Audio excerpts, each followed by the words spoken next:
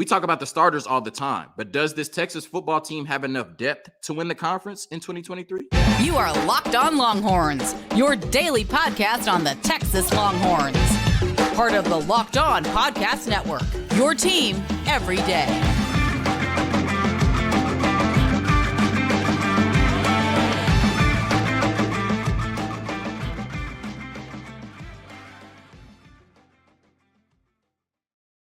Locked On Longhorns, the show. Jonathan Davis, your host. Today's episode of Locked On Longhorns is brought to you by FanDuel Sportsbook, the official sportsbook of Locked On. Make every moment more. Visit FanDuel.com/LockedOn today to get started. On today's episode of Locked On Longhorns, we're discussing the depth on this football team on the offensive and defensive sides of the ball. And then in the last segment, we talk about Rodney Terry and his staff filling out the roster for the 2023 season. All of that and more on today's episode of Locked On Longhorns, part of the Locked On Podcast Network, your team every day. Longhorn Nation, I'm calling on you. A fellow Longhorn is going through some really tough times. I will be posting a GoFundMe in the YouTube comments as well as the podcast description on audio. This is the best fan base in the world, and we have a chance to show it for a really good cause. So thank you for all of your support. It's greatly appreciated and needed.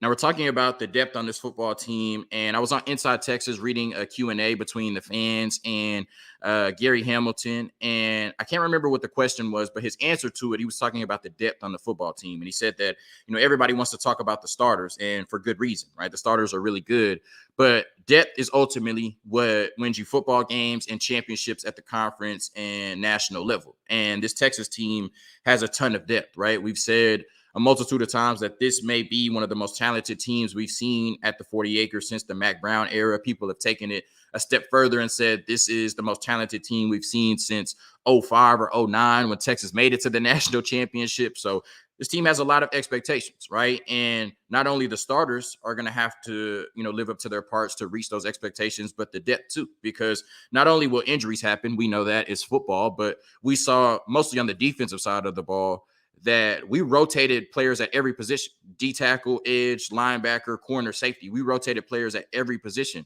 last year, not just due to injury, due to natural rotations. And so you need players to come off the bench and help you meet those expectations as well. And I think that there may have been a few games that Texas lost last year because they didn't have the requisite depth they needed. When you look at the Alabama game and the injury to Quinn Ewers, Hudson Card came in, but I think that Quinn Ewers is a better quarterback than Hudson Card. And I think that Quinn Ewers greatly outplayed Hudson Card in the short amount of time he was in the Alabama game. And I think that, you can make a strong argument that that's the reason we lost to Alabama. I don't think that Hudson Card is the reason we lost to Texas Tech, but people have made the argument if we had Quinn Ewers, the game wouldn't have been that close. I don't know if that's true, but people have made that argument. Not having Xavier Worthy in the second half definitely hampered this offense. That could be a reason we lost to Texas Tech. Not having Junior Angelau all year, I think, was a big loss because the interior offensive line was not one of the strengths of this football team. I think Junior Angelau would have helped that last season. And Isaiah Nayor, we were a 2 wide receiver offense all year. It was literally Xavier Worthy,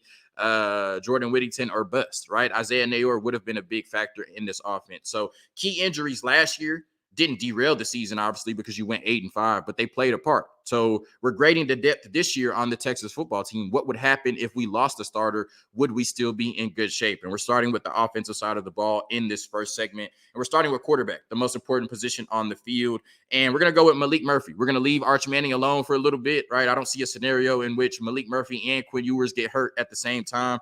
I'm going to knock on wood and make sure that doesn't happen. But Quinn Ewers, our starting quarterback, his last 2 years as a starter, 1 year in high school and the last year at Texas, he has dealt with injury. So Malik Murphy may be due up. And I'm giving Malik Murphy an A because he just has a aura and a presence about him, right? He commands the field. Peyton Kirkland said that in an interview he did in Orlando, right? He just has a presence about him that people want to follow. We've heard since the moment he got on campus that the players were gravitated toward him and he was a natural leader. And also, I think he's a really good quarterback. And now he's been in Steve Sarkisian's system for 2 years. I think if Quinn Ewers were to go down for some reason, knock on wood, I think Malik Murphy could still lead Texas to a Big 12 championship. So I'm giving him an A.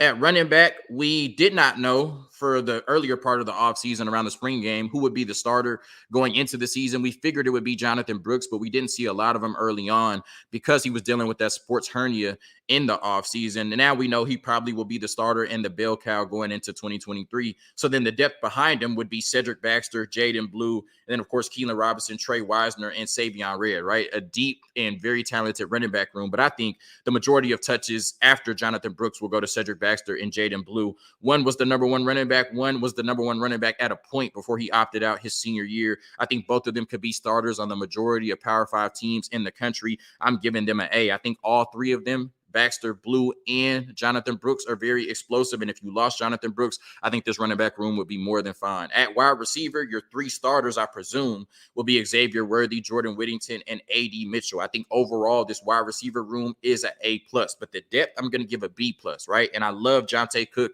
I think 5 years from now, we'll look back and say he was the best wide receiver in this room right now. I'm that confident in his abilities. DeAndre Moore, I love his pedigree, really good player out of the slot. And Isaiah Nayor, right? Somebody who averaged almost 20 yards of reception at Wyoming. The reason I'm giving them a B+, even though I think they have all the talent in the world, is because Jonte Cook and DeAndre Moore are true freshmen. If you needed them to come in and play a significant role, obviously there's a learning curve there. And even though they're talented, there's going to be some growing pains, right?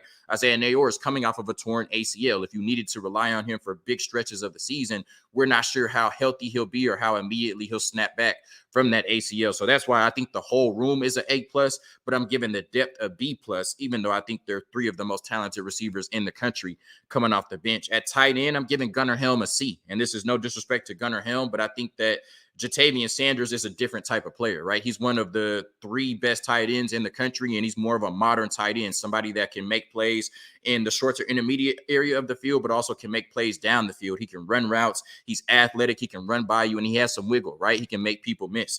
That does not describe Gunnar Helm. He's just a completely different type of tight end, and that's okay, right? But we need JT Sanders in this offense to unlock its full capability. Steve Sarkisian has said multiple times that tight end is the second most important position on his offense. So I'm weighing it based on our head coach's comments. If we lost Jatavian Sanders, that would completely change our offense if we had to put in Gunnar Helm. No disrespect to Gunnar Helm, just two completely different types of players. And on the offensive line, we're going to start with the tackle position.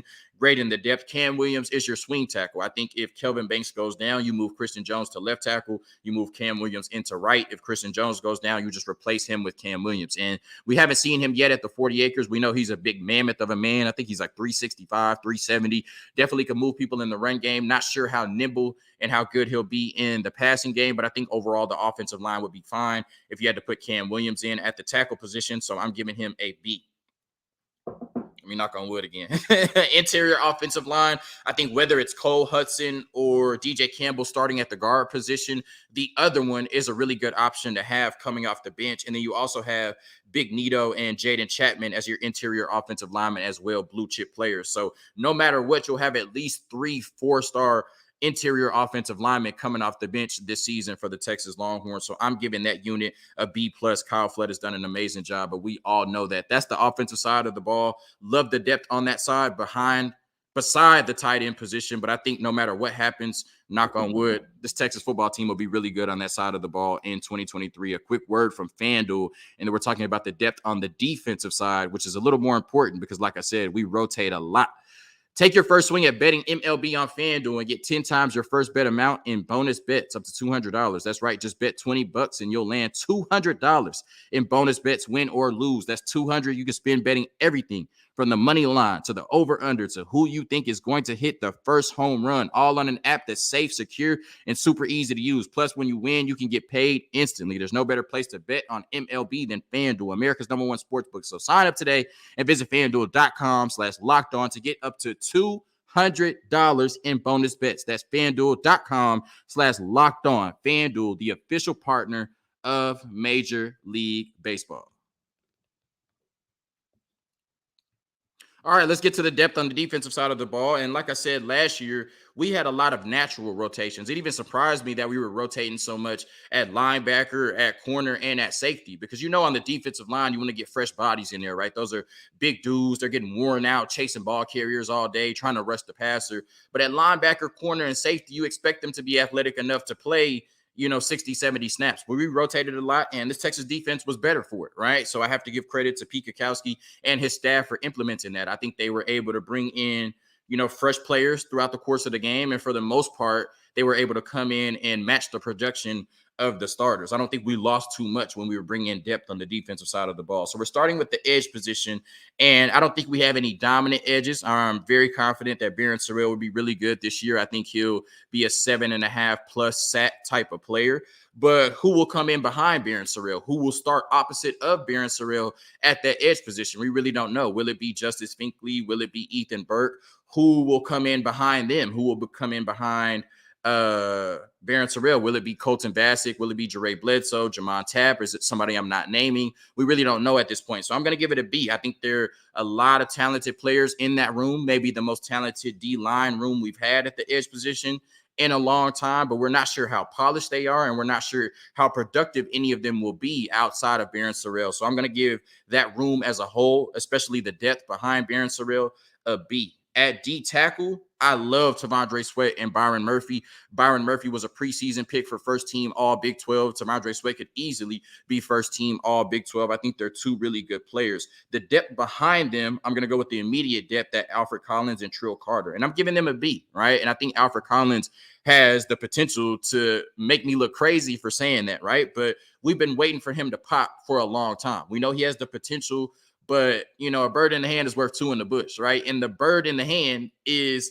we haven't seen enough from Alfred Collins yet. The two in the bush is what he could be, but we've been waiting on that for 3 years. So I think he'll be better this year. He understands it's a contract year, but he's still an enigma at this point. He's still unknown in terms of what he can bring to this football team on a consistent basis. And Trill Carter just transferred in from Minnesota, and I think he's a really good player, but really good programs don't let really good trench players go.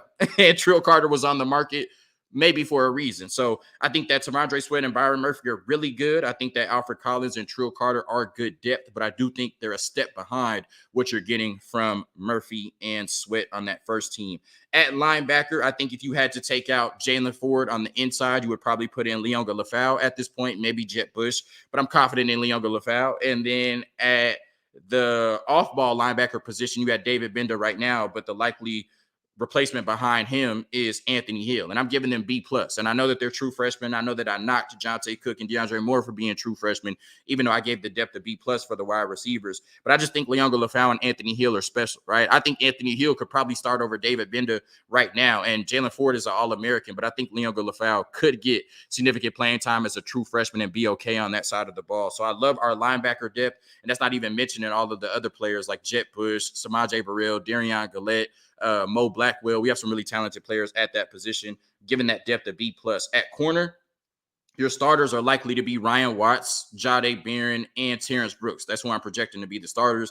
Jahdae Barron and Ryan Watts are locked in. It really comes down to who will be the field corner between Gavin Holmes and Terrence Brooks. I'm picking Terrence Brooks. I'm a little biased. He's from Texas, homegrown at Texas, right? Gavin Holmes is a transfer, but I think he can be really good for us. So the backups behind them would most likely be Jalen Gilbo, Malik Muhammad, and Gavin Holmes. And I'm giving them a B. And I think Jalen Gilbo, really talented player. He played a lot for Texas last year, was really good. Malik Muhammad is a true freshman, but he was one of the top corners in the nation, a top 50 player overall in the country. And Gavin Holmes, even though he's smaller in stature, is a really talented player at the corner position. But I'm giving them a B. Just not sure if they would be able to come in and match what Jahdae Barron, Ryan Watts, and Terrence Brooks give you, especially Watts and Barron, who I think are two of the best corners in the conference and maybe in the country, right? So I think there definitely would be a drop-off, even as talented as Gilbo Muhammad and Gavin Holmes are. And at the safety position, I'm giving them a C. This is another position where I feel like if we lost a starter, knock on wood, we definitely not lose it too. I hope not.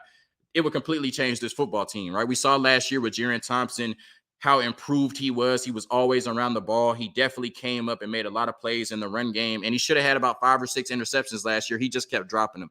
But he had an amazing year. He was Big 12 honorable mention. You can make a case he should have been on one of the actual Big 12 teams. He was that good. And I thought what was so impressive about him last year was his communication, because we communicated back to front. And I think Anthony Cook and Jaren Thompson were so important in the improvement of our defense, not just in terms of play on the field, but being ready pre-snap, right? Jaren Thompson was a big part of that. And then Jalen Catalon is a former all-SEC safety, right? The tape speaks for itself. The only question mark about him is, can he stay healthy? But he's a really good player, right? Behind him, you have Keaton Crawford, who we have yet to see kind of jump on the scene at the 40 acres. We've seen flashes. We know how athletic he is, but we don't know if he can put it all together for a significant stretch. And Michael Taft, a great story, but he was a walk-on, right? That's not Jalen Catalon and Jaron Thompson. So I think if we were to lose one or both of them, knock on wood again, there would be a drop-off. I think that Keaton Crawford and Michael Taft could make plays for this Texas football team, but they're not Jalen Catalon or Jaron Thompson. But overall, I think we have really good depth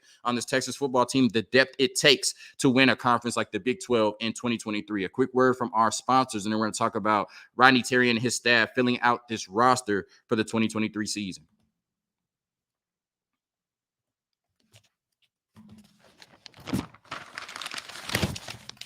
So Rodney Terry and his staff got their latest commitment a few days ago, and now it seems like the roster will be filled going into the season. I thought that it might be done after they got Ethiel Horton. Surprised they're still able to bring in players, because at this point, it's like, okay, how are you going to divvy up the minutes? How are you going to divvy up the rotation? Who's going to play and who's going to come off the bench, and who's going to be, leading the scout team, right? But the other day they got Devin Pryor, and he is 6'7", 180 out of the Houston, Cypress area.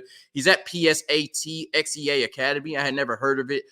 Seems like a prep school. And when I looked up the school, I read a story on their curriculum. They spend about half the day, kind of focusing on athletics, your training regimen, and all of that. It's really designed to get you to the next level. And then the other 4 hours, or maybe not, I don't even know if it's 8 hours, but the other half of the day, I should say, I'm thinking of a work day, right? The other half of the day is like actual academic curriculum. So they spend half the day dedicating themselves to training and, trying to get ready for their sport at the next level. So I think Devin Pryor is coming from a really good institution. He was committed to LSU in the 2024 class. He flipped to Texas and reclassified to 2023. So he will be joining the team this season. And what I love about Devin Pryor is he is long and athletic, right? He kind of looks like Dylan Mitchell in the terms of very long player that should be able to guard multiple positions, very athletic, plays above the rim, right? You'll see a lot of dunks on his highlight tape, has the link to guard multiple positions. I think that, if he has the foot speed, he should be able to guard 1 through 3 just based on his size and his length alone. And he looks like a developmental 3-and-D guy, right? He's not a future,